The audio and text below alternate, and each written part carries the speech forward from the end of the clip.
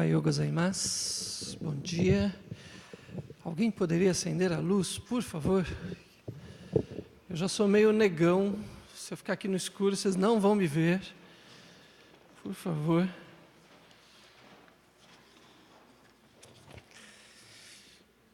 Hoje é dia de eleição, né? Acho que nos últimos 3 meses, cada 2, 3 dias tinha na televisão uma pesquisa apontando quem vai ganhar, Datafolha, Vox Populi, Globo, não sei quem, todo mundo fazendo pesquisa, 2.000, 3.000 pessoas sendo entrevistadas. Queria fazer uma pergunta, alguém aqui foi entrevistado sobre essas eleições? Ninguém. Foi entrevistado pelo Vox Populi, Datafolha? Não, pela rádio não, a rádio não vale. Né, que aparece lá na televisão, não é? Indicando 50%. Ninguém. Nem uma almazinha.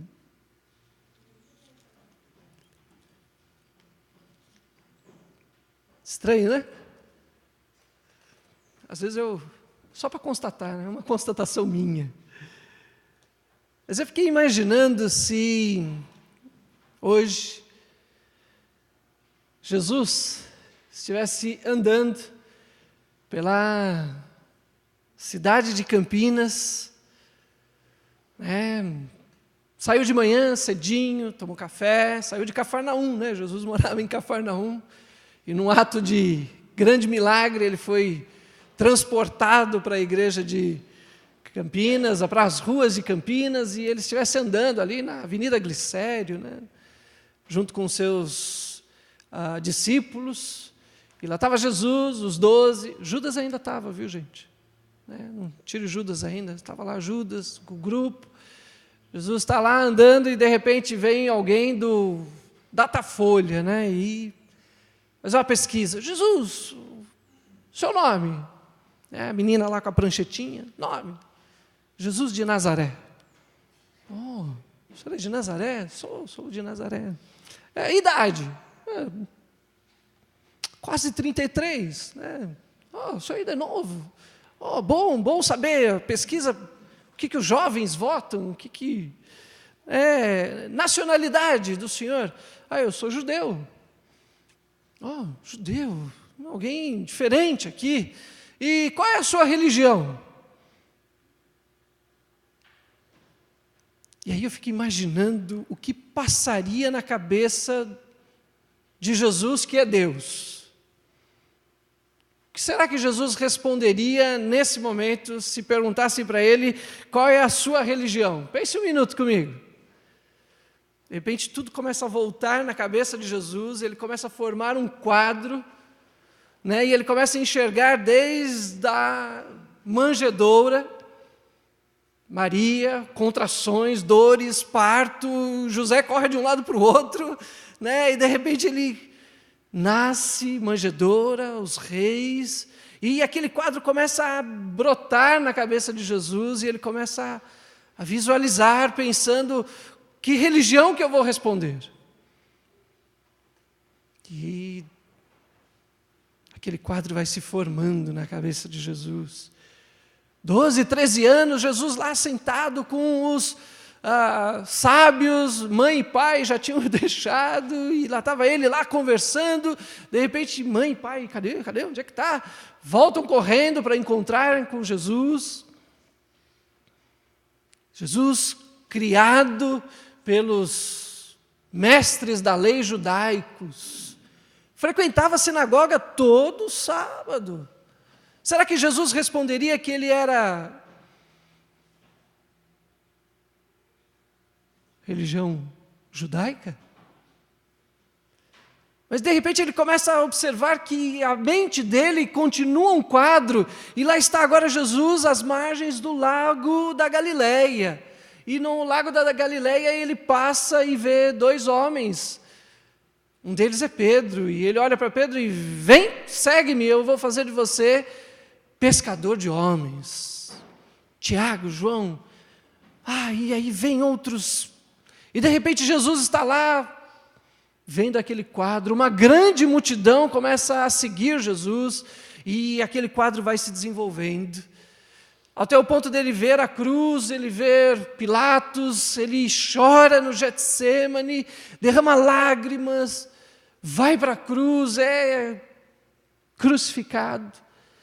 Mulheres choram, Maria Madalena e toda aquela choradeira, e Jesus enxergando tudo isso, e de repente ele vê o anjo sentado lá no sepulcro, e as mulheres, onde está? Onde é que foi levado o nosso mestre? E o anjo diz, ele não está mais aqui, ele ressuscitou, ele agora está esperando por vocês, e não esqueçam, chamem Pedro. Recado por mulher é o melhor recado que tem, elas não esquecem de jeito nenhum, e chamam Pedro, e de repente está lá Jesus, ressuscitado agora. Que religião Jesus diria agora ressuscitado? De repente, o quadro continua. Perseguição, o Espírito Santo desce em Atos 2, línguas de fogo e aquela rebuliço, e Pedro, que antigamente tinha negado Jesus, agora prega, e 3.000, 5.000, e o povo vai se convertendo, e o testemunho vai crescendo, e de repente, que religião? A perseguição vem, Saulo persegue a igreja, mata, aprisiona, e de repente Jesus encontra ele no caminho, e ele cai do cavalo. Não, ele não cai do cavalo, viu? Se cai do cavalo, quem diz que Pedro, ou que Paulo caiu do cavalo, porque não tem cavalo nenhum na história. E se converte. O homem que faz a transição entre o judaísmo e os gentios. O homem que abre a porta para que os gentios entrem na igreja judaica, cristã. O que eles são? Quem são essas pessoas? E de repente, Paulo começa a fazer discípulos, Silas, Timóteo. A igreja cresce para Éfeso, para a Ásia, a igreja vai para Creta, a igreja vai para Filipos, para Corintos, vai para a Galácia, a igreja começa a crescer. E que igreja é essa que está crescendo? Quem é esta igreja? E que religião é esta igreja?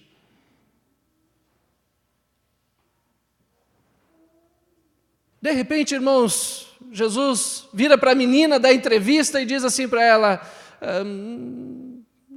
não sei ainda, mas eu tenho um compromisso, eu preciso ir para o culto lá na igreja da Imel Camp.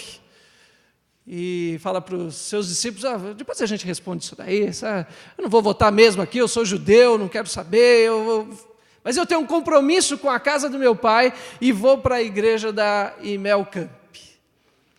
E de repente está na hora do culto começar, e Jesus entra.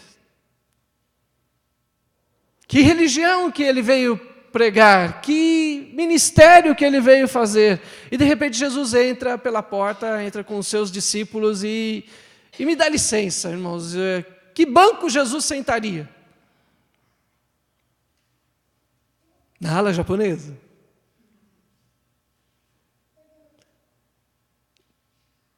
Não, no último banco da Kimie, sentaria bem ali no lugar que a Kimie senta. Onde Jesus sentaria se ele entrasse aqui no nosso meio para falar sobre algo, ou não só para falar, mas para participar do culto? Me dá licença.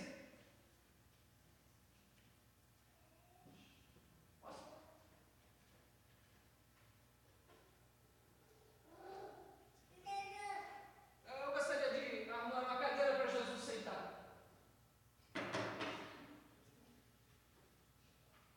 Jesus entra e senta na cadeirinha laranja, a cara da Márcia. Não podia ser uma cadeira melhor, pastor? Jesus vai sentar na cadeirinha laranja. Mas Jesus sentaria na cadeirinha laranja e sentaria aqui no nosso meio, começo do culto. Veio para participar do culto. De repente, o Márcio começa. Din, din, din, dom, dom, dom, né? Afinando o violão, projetor que não estava ligado, Dani que vai lá, pega o computador, liga, e Jesus está ali de olho, né? De repente começa as orações. Eu queria que você pensasse um minuto se Jesus estivesse aqui conosco e ouvisse as nossas orações. Pensa um minutinho. Jesus ali meio...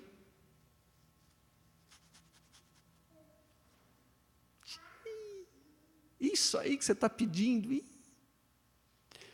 Aí, de repente, Jesus vê a projeção. Aí ele olha para a letra da música. Aí Jesus começa a crescer o olho. Assim. O que será que Jesus pensaria da letra das nossas músicas? Aí vem a hora da oferta. Aí eu fico só imaginando, né? A hora da oferta. Jesus sentado na cadeira, os discípulos ali com Jesus, né? Aí de repente, o que você acha que Jesus falaria para os discípulos na hora da oferta da nossa igreja? Será que ele diria, Pedro, vai lá, fala para Judas pegar uma oferta da bolsa, pode pôr lá, o pessoal é sério, essa igreja é séria, dá a oferta lá. Né? O pessoal é gente boa. Será que Jesus diria isso, da utilização do nosso dinheiro? Ou será que Pedro sairia, né, procurando o bolso para dar oferta e de repente Pedro está indo e Jesus puxa a barra da vestimenta dele? Não vai não, Pedro, é fria, esse pessoal é frio. Não dá não. Isso aí, Pedro, é fria, a gente vai esperar terminar e ó, queima a área, porque isso aqui não, esse pessoal não... O que será que Jesus pensaria do nosso culto? E aí vem o pastor Carmo para pregar. Jesus sentado na cadeirinha laranja. Aí ele olha para o pastor Carmo que vai pregar e...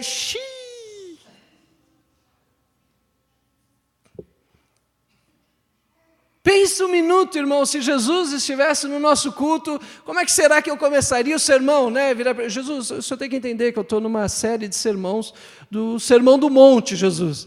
Aí Jesus olha para mim, Falo, Jesus, o senhor não sabe? Sei, mas o que você tem pregado sobre o Sermão do Monte? Imagine, irmãos, que quando Jesus entrasse no nosso culto, toda a nossa visão do culto, toda a nossa visão de religião seria completamente transformada, porque a gente não poderia falar nada de Jesus se Jesus estivesse do lado. Como é que seria o nosso culto, a nossa mensagem, nossos louvores, as nossas orações? Eu fico imaginando, Márcio, nada pessoal, viu, Dulce? Mas a ilustração de as nossas orações são como caixinhas e a varinha da fé. Eu fiquei pensando, eu queria ver o desenho depois. Eu fiquei imaginando Jesus ouvindo essa ilustração. Caixinha, varinha. Eu acho que seria muito legal. Como é que Jesus imaginaria isso? Como é que Jesus veria a nossa mensagem, o nosso culto? Como é que Jesus veria o nosso coração? Depois de ter passado por uma entrevista de qual é a tua religião, Jesus? Qual é a tua, Jesus? E Jesus não respondeu qual é a religião dele para a pesquisadora. Aí eu gostaria de pedir licença para Jesus e falar, Jesus, eu vou continuar a mensagem sobre o Sermão do Monte. E aí eu ficaria pensando, Jesus olhando para a minha cara e eu dizendo para os irmãos, por favor, irmãos, abram a Bíblia em Mateus capítulo 5. Pense um minuto, Jesus olhando para isso e dizendo assim, mas quem disse para você, Carmo, que o Sermão do Monte começa no capítulo 5? Aí eu ia virar para Jesus, como Jesus, você não sabe? Está aqui, ó. Aí Jesus ia olhar para mim e falar assim, quem disse para você que a Bíblia que eu lia tinha lá o número 5? Dá para entender, irmãos, que a nossa complexidade, o tamanho da dificuldade, se Jesus estivesse aqui no nosso meio, começaria até com o número do livro da Bíblia que nós vamos ler.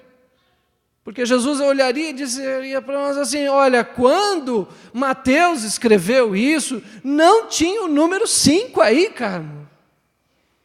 E aí eu falei, é verdade, Jesus nunca tinha pensado nisso não. Mas Jesus fala, mas eu pensei, eu estava lá, eu vi ele escrevendo. E eu sei que não tinha, e o Sermão do Monte não começa ali. Eu falo, Jesus, então onde é que começa? Aí Jesus, num ato de muita misericórdia, diria para mim assim, abre a sua Bíblia antes, porque o sermão começa antes. A história que eu quero falar com a igreja sobre o Sermão do Monte não tem nada a ver com o versículo 1, 2, 3, 4 e 5, tem a ver com a vida, e não com a quantidade de versículos. Aí eu olharia para Jesus e falaria, mas me ajuda, Jesus. E Jesus diria para mim assim, vai, abre aí a sua Bíblia em Mateus capítulo 4, versículo 17. E eu queria convidar vocês a seguirem o conselho de Jesus, não o meu. Onde é que começa o Sermão do Monte? Onde começa as bem-aventuranças? Onde é que começa a nossa felicidade? E eu gostaria muito de pregar nessa manhã com Jesus presente e gostaria que Jesus não balançasse a cabeça. Assim de...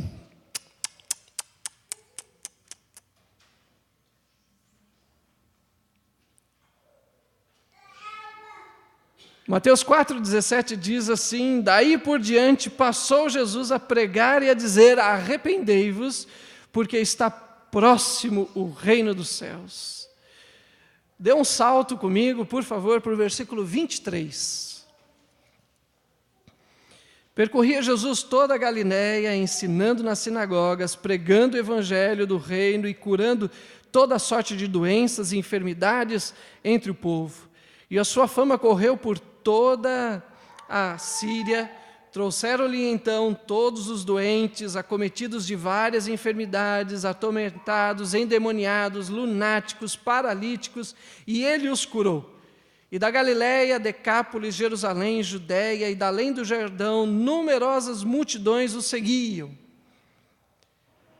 E a partir daí, vendo Jesus, as multidões, subiu ao monte e, como se assentasse, aproximou-se os discípulos, e ele passou a ensiná-los, dizendo, bem-aventurados os humildes de espírito, porque deles é o reino dos céus, bem-aventurados os que choram, porque serão consolados, bem-aventurados os mansos, porque eles herdarão a terra, bem-aventurados os que têm fome e sede de justiça, porque serão fartos, bem-aventurados os misericordiosos, porque alcançarão misericórdia, bem-aventurados os limpos de coração, porque verão a Deus, bem-aventurados os pacificadores, porque serão chamados filhos de Deus, bem-aventurados os perseguidos por causa da justiça, porque deles é o reino dos céus, bem-aventurados sois, quando por minha causa vos injuriarem, vos perseguirem, e mentindo disserem todo mal contra vós. Regozijai-vos e exultai, porque é grande o vosso galardão nos céus, pois assim perseguiram os profetas que vieram antes de vocês. E assim começa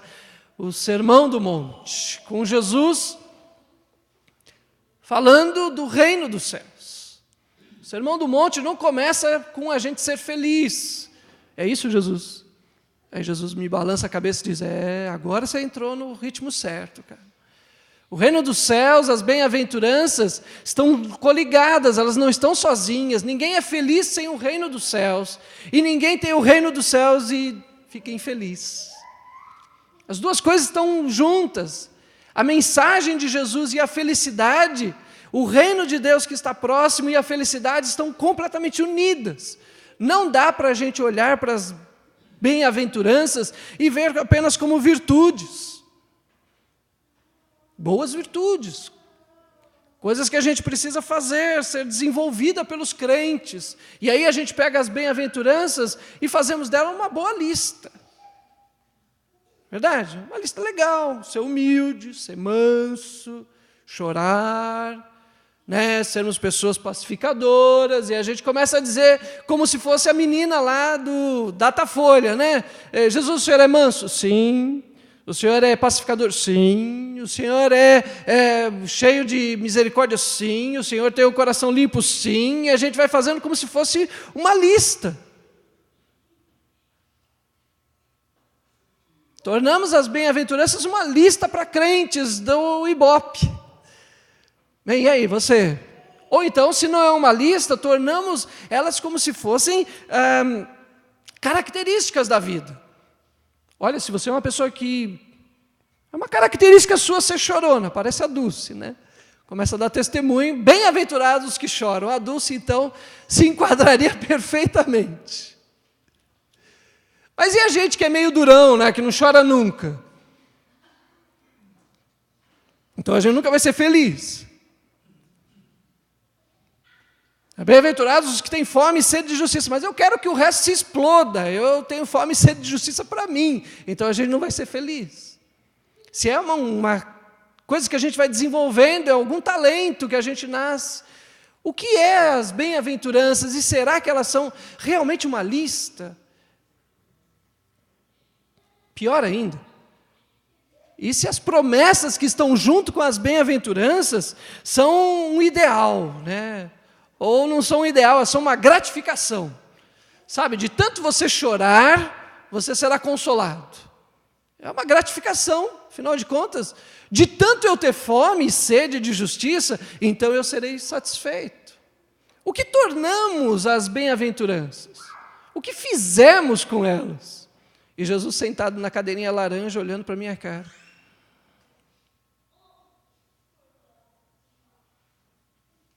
O que eu fiz com isso? Será que toma lá da cá no reino? Então, de tanto eu ser limpo de coração, aí Jesus, num ato de toma lá da cá, eu fiz a minha parte, então agora você vê a Deus.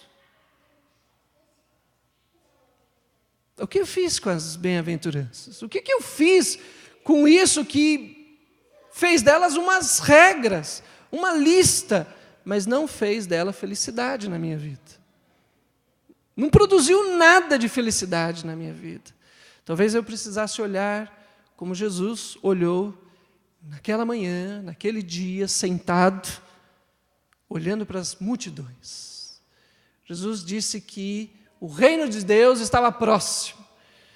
E antes que você fique pensando que essa proximidade tem a ver com a segunda vinda de Cristo, ou com a primeira vinda de Cristo, ou ela tem a ver com um tempo que ainda vai existir, essa palavra próximo que Jesus usou não tem nada a ver com o tempo que vai chegar, tá ok? Tem a ver com o próximo de estar do lado. O reino de Deus está próximo. Quando Jesus disse, o reino de Deus está próximo, ele disse assim, está aqui, do meu lado. Quem andar do meu lado, o reino de Deus chegou. Ele está próximo.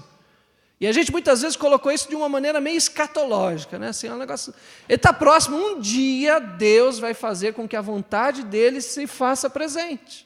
Isso é o reino de Deus.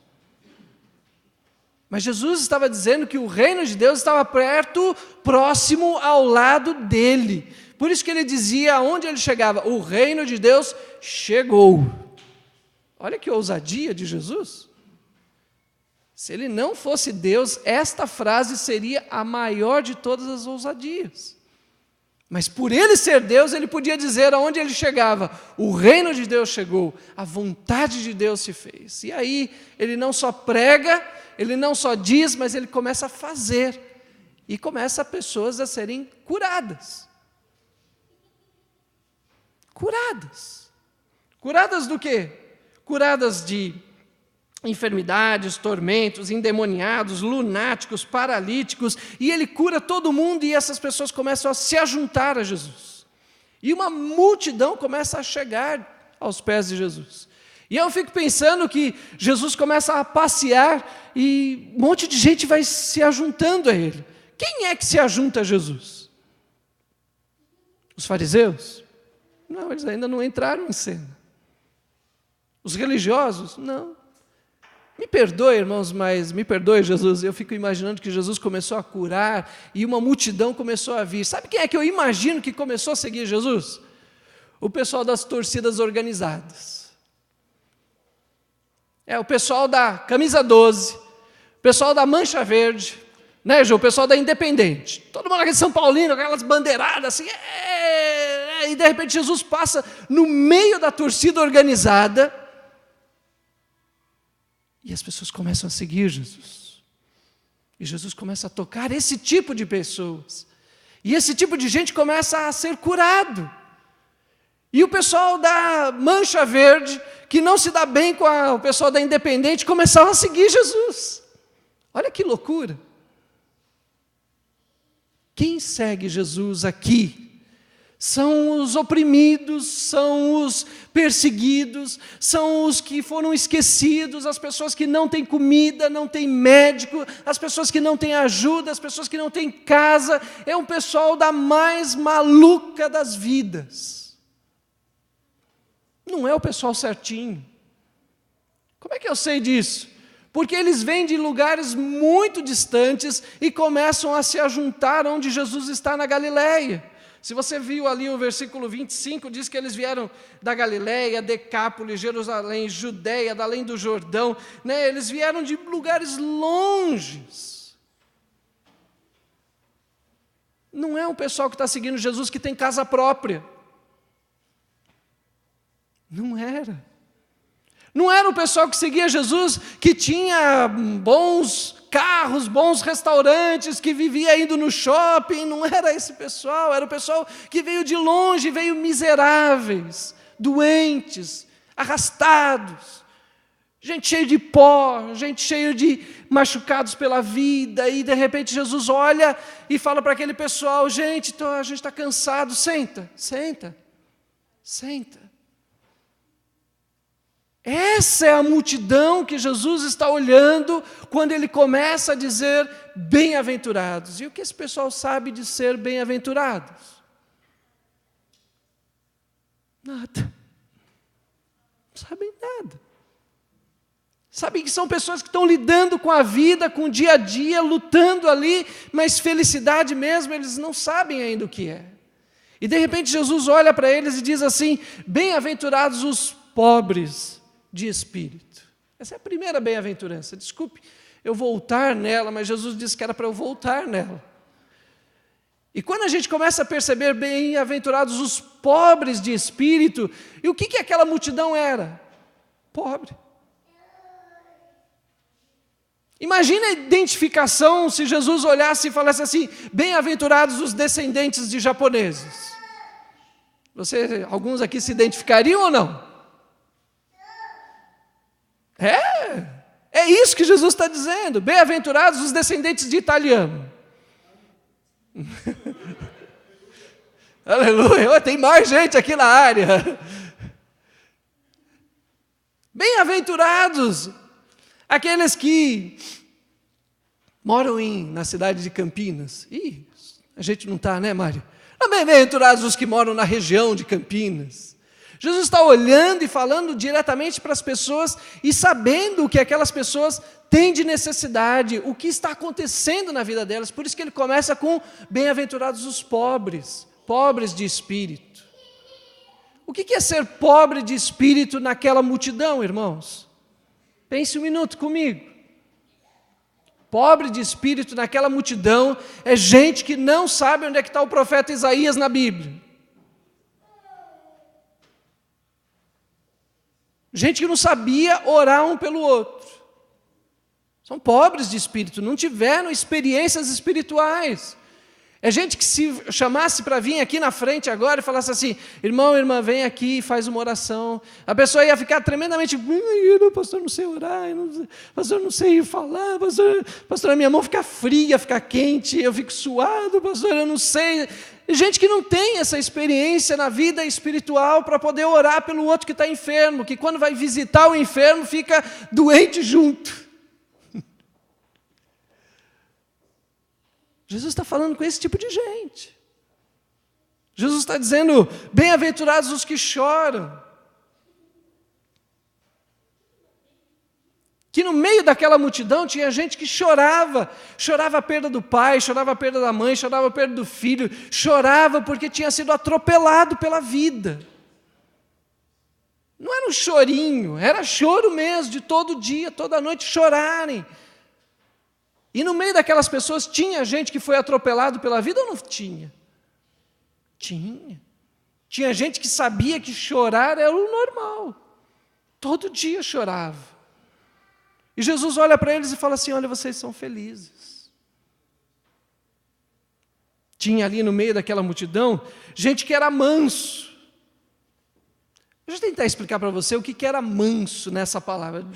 Me perdoe, Jesus, mas eu queria usar uma situação do dia a dia. Alguém aqui já teve chefe chato?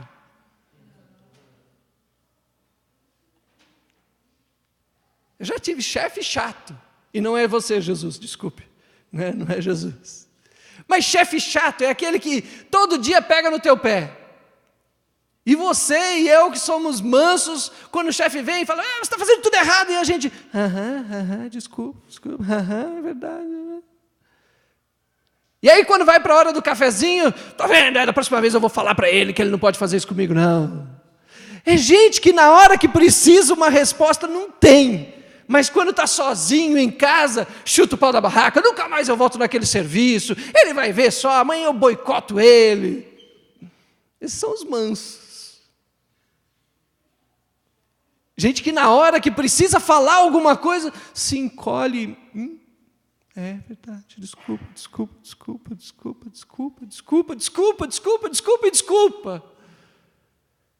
Mas na hora que está sozinho, ou que está com alguém, ou que na hora do cafezinho, na hora da fofoca, larga a lenha. Ó. Manso. É quem não tem coragem na hora que precisa. Mas na hora que não precisa, esbanja como se fosse o Todo-Poderoso. Tinha ali no meio daquela multidão gente assim ou não tinha? E quando a polícia virava assim no meio da rua, falava, documento. Aí o cara, sim senhor, eu tenho, peraí. Eu fui criado, irmãos, num bairro, numa época em que tinha rota. Nada pessoal, viu, Lincoln? Porque o pai do Lincoln foi da rota. Mas eu fui criado num bairro, irmãos, que era muito legal. Aquele e eu fomos criados ali, né? Aquele vinha de fora, né? Mas eu fui criado ali e era muito legal, porque cada vez que passava a rota, né, a gente não punha a mão para dar o documento. A gente já punha a mão na parede e abria as pernas. Verdade? Estou te falando sério, não estou brincando, não. E depois que ia embora, todo mundo ficava, tá vendo, esse pessoal é autoritário, a gente precisa realmente arrumar um advogado, a gente vai pôr esse pessoal, a gente vai processar, estão fazendo... Mas na hora que precisava mesmo, era tudo manso. Tudo aqueles cordeirinhos, ninguém abria a boca, ninguém falava nada. Jesus tinha ali no meio daquele pessoal, gente com fome e sede de justiça. Tinha ou não tinha?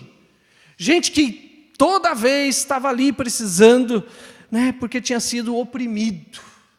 Fome e sede de justiça. Eu comecei a escola bíblica dominical lendo o Salmo de número 73. Você quer saber o que é fome e sede de justiça? Leia o Salmo 73.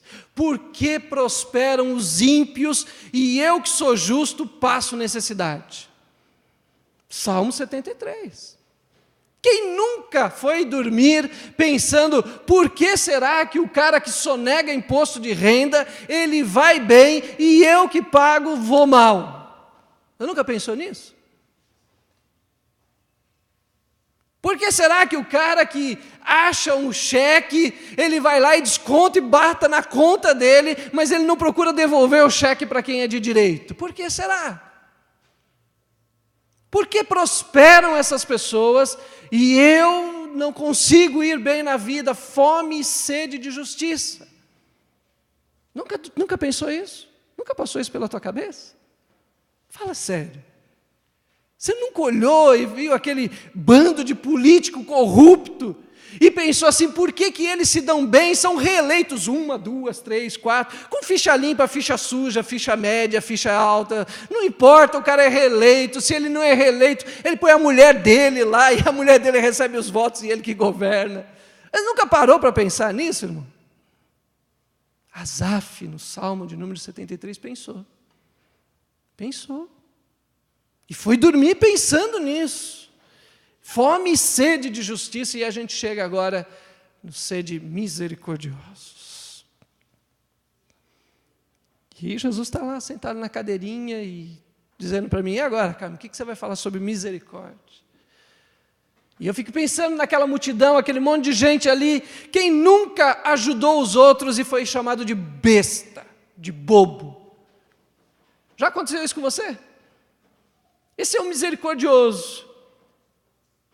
Teve uma vez, irmãos, que eu estava saindo do culto e chegou uma família, né? Ele veio com a roupa bem assim, bem humilde. E ela tinha uma criancinha no colo, né? E tinha um carrinho, né? Com um outro nenenzinho. E aí eles chegaram assim: ai, moço, a gente mora na cidade de Mairiporã e a gente está precisando de uma ajuda. Será que o senhor poderia ajudar? A gente tem aqui, falta inteirar mais um dinheirinho. E sabe, irmãos, eu olhei para aquele quadro e eu fiquei tão assim, ai, meu Deus do céu, precisando de ajuda. E eu falei, num ato de misericórdia, eu falei, tá ok, vou te ajudar. Peguei, meti a mão no bolso, dei o dinheiro para ele. E assim que eu dei o dinheiro para ele, aí virei para a moça e falei assim, você conhece, a gente tem uma igreja metodista livre bem no centro de Mairiporã. Ela, no centro, Falei, você conhece o centro? Sei, mas eu moro na rodoviária, que fica um pouco longe do centro. Aí naquela hora, irmãos, sabe o que veio na minha cabeça? Assim, falei, fui enganado. Quem conhece a cidade de Mairiporã sabe que a rodoviária é o ponto bem no centro. Lembra, Flor? Quando ela disse para mim que a rodoviária ficava longe, eu falei, meu Deus do céu, fui enganado, fui ludibriado, fui enrolado. E o casal levou o meu dinheiro embora e eu me senti como um misericordioso, alguém que não podia ver os outros sofrendo, mas foi enganado e ainda foi chamado de bobo. E eu ainda acho que o casal foi embora, passou no McDonald's, usou o meu dinheiro, comeu e não foi para a cidade de Mairiporã coisa nenhuma. Já aconteceu isso com você? Comigo já aconteceu. Misericordioso é quem não pode ver os outros passando dificuldade e fala, eu preciso ajudar de algum jeito. E ali tinha gente que via assim. E a boa notícia que Jesus veio dizer, por que tudo isso tem a ver com felicidade, irmãos? Porque o reino de Deus chegou. O reino de Deus chegou. Porque Jesus chegou. Jesus não veio para dizer uma religião cheia de métodos e fórmulas e regras que eu e você precisamos responder. Foi por isso que ele não respondeu para a menina do Datafolha qual era a religião dele. Porque se ele respondesse, nós correríamos atrás de um monte de regras. E a felicidade não está nas regras. A felicidade está em Jesus. As bem-aventuranças não apontam para um monte de regrinhas, ou de toma lá e dá cá, ou de consequências, se eu chorar, então eu serei consolado. Não está dizendo que se eu for pacificador vai acontecer alguma coisa boa. Elas não são regrinhas do reino de Deus, elas são Jesus na nossa vida. E se a gente não olhar para Jesus e ficar olhando só como eu vou ser feliz, nunca enxergaremos o reino de Deus. Agora eu acho que acertei, Jesus. Agora eu acho que acertei. Quando eu não fico apontando para um monte de coisas boas que vão acontecer na minha vida, mas eu fico apontando para Jesus na minha vida, agora eu acertei. Não sei se você consegue enxergar, mas eu enxergo na boca de Jesus um sorrisinho meio do lado. Assim. Agora você chegou lá. Que não é aquilo que eu faço que me traz felicidade, mas a felicidade chegou porque Jesus chegou. E que eu posso ser feliz mesmo quando as pessoas olham para mim e dizem assim, você é um tonto, você deu dinheiro para os outros, e os outros foram comer do bom e do melhor, e você não... E mesmo tendo sido tonto, Jesus olha para mim e diz assim, mas você pode ser feliz. Que mesmo eu tendo chorado, Jesus olha para mim e fala assim, mesmo assim, você pode ser feliz, não é por causa do seu choro ou não do choro, é porque Ele chegou. Que eu posso ser feliz mesmo não sabendo onde é que está Abacuque, nem Naum na Bíblia, e nem sabendo orar pelo enfermo. Eu posso ser feliz, por quê? Porque Jesus chegou. A felicidade, as bem-aventuranças está em olhar para Jesus, e quando Jesus olha para nós do jeito que nós somos e diz, você pode ser feliz do jeito que você é, por quê? Porque eu cheguei. Ok, Jesus? Porque eu olho não para as bem-aventuranças e não para as regras e não para isso, mas eu olho para Jesus. E não importa se eu sou da Mancha Verde, da Independente, da Camisa 10, se eu sou da Fiel Corintiana, não importa se eu fiz o que eu fiz, eu posso olhar agora para Jesus e eu estou no meio dessa multidão, e no meio dessa multidão eu posso ser feliz. A felicidade não é o que eu faço, a felicidade é uma pessoa. E o reino de Deus é quando Deus começa a governar a minha vida, e não dizer o que eu devo ou não devo responder para o Datafolha. Não está em quem eu posso dizer, eu sou evangélico, eu não sou. Aliás, eu fiquei pensando, e se Jesus continuasse com aquele quadro, lembra daquele quadro que nós paramos lá em Paulo? De repente Jesus continua o quadro olhando para a igreja, para a nossa igreja, mas para a igreja brasileira, que de repente vê os missionários chegando aqui, ano de 1840.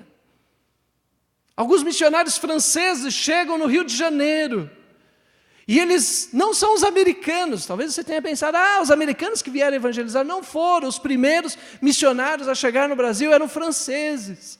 E eles chegam no porto do Rio de Janeiro, e assim que eles desembarcam no Rio de Janeiro e começam a dizer, Jesus chegou nesta terra, a salvação está em Jesus Cristo e não na igreja, sabe o que acontece com eles? Morrem. Muitos anos vão se passar, até que alguns missionários batistas chegam lá no Pará, estado do Pará. Não chegou em São Paulo, viu, irmãos?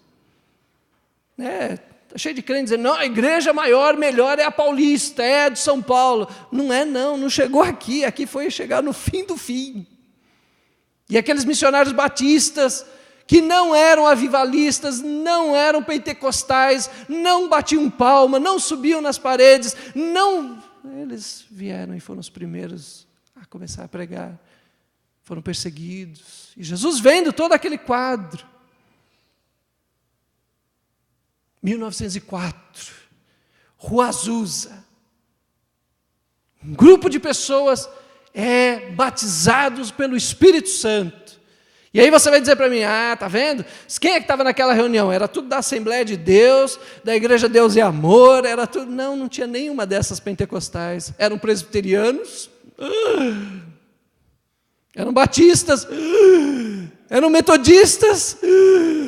Como será que Deus derramaria o Espírito dele sobre um bando de gente totalmente tradicional? Rua Azusa, 1904 é o ano. Começa o movimento pentecostal. Irmãos, o movimento pentecostal tem hora, dia e rua para começar. É o único movimento que tem hora, dia e rua para começar. Tem endereço. E Jesus vem desse quadro e de repente vê os missionários que saem ali e começam a chegar no Brasil, começam a nascer igrejas pentecostais. Estamos aí no ano de 1920. Faz pouco tempo. E essas igrejas começam a crescer, porque o movimento pentecostal começa a pregar em tudo quanto é lugar. Montar a igreja é a coisa mais fácil para eles. Tem uma garagem? Tem. Aqui é a igreja. E Jesus vendo tudo isso, o movimento pentecostal crescendo, de repente, ele começa a enxergar, o ano de 1980. Nasce um cara que sobe num coreto no Rio de Janeiro e começa a pregar para ninguém. Edir Macedo. E Jesus vendo Edir Macedo. Mas pastor, Jesus veria o Edir Macedo? Veria sim, irmão. Se ele é Deus, ele viu. E começa a nascer a Igreja Universal. Não são mais tradicionais, não são pentecostais. Alguém virou e disse assim, eles são neopentecostais. Não sei qual é o nome disso, mas deve ser neopentecostal. E nasce a Igreja Neopentecostal. A igreja que se tornou uma das maiores igrejas, não só brasileiras, mas do mundo. E Jesus vendo isso. Que religião que ele vai dizer?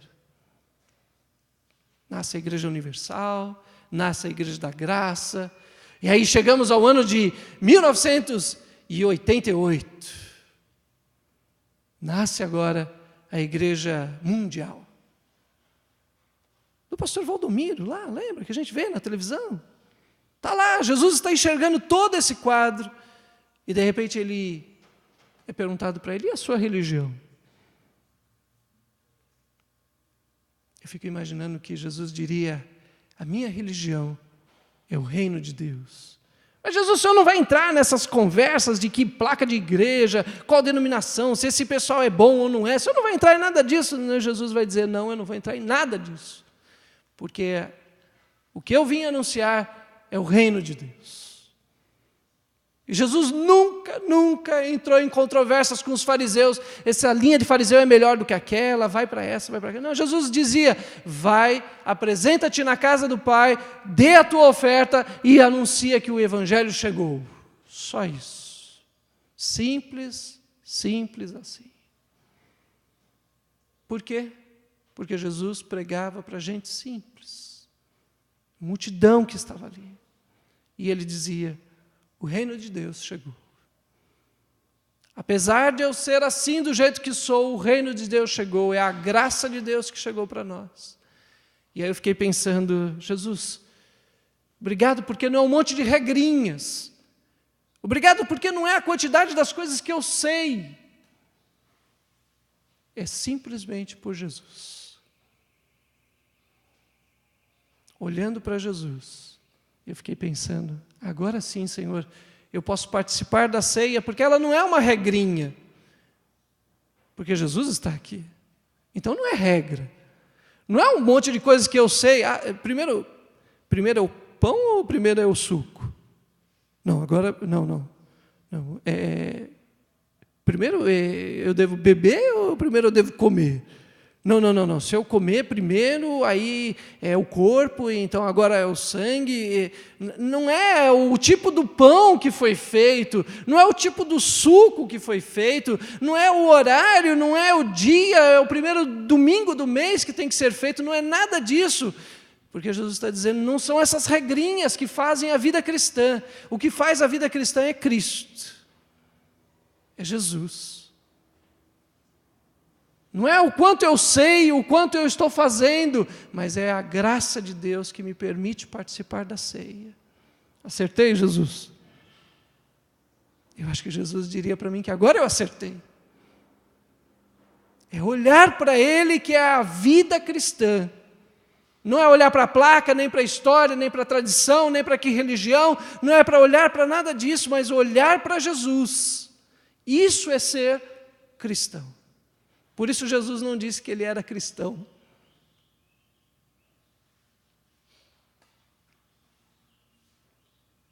Por isso ele disse: o reino de Deus chegou.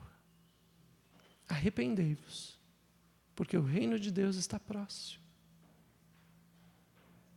O que significa isso? Olhem para Jesus, enquanto nós participamos da ceia. Não olhe para aquilo que você sabe, ou que você tem, nada disso importa.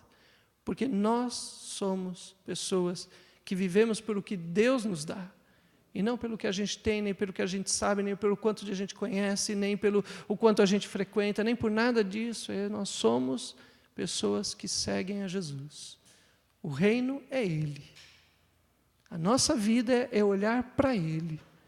Nosso caminhar é caminhar com Ele. A nossa fé está baseada nele. A única coisa que importa na vida é Ele e nada mais. Que ninguém roube isso de nós. Nem a felicidade roube isso de nós. Olhar para Ele. Feche os teus olhos.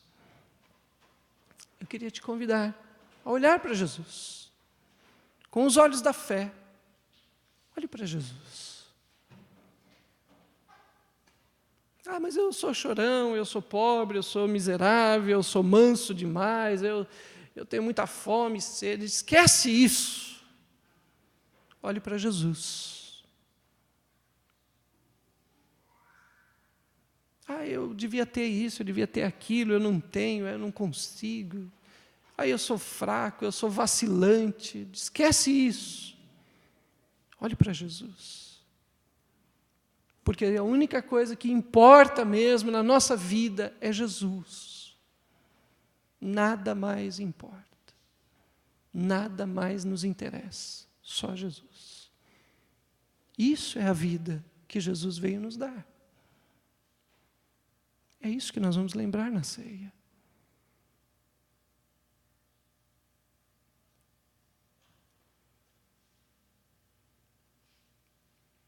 Senhor, obrigado porque o Senhor está aqui. Obrigado, Deus, porque o reino de Deus é Jesus. Não é outra coisa. E nem mais ninguém.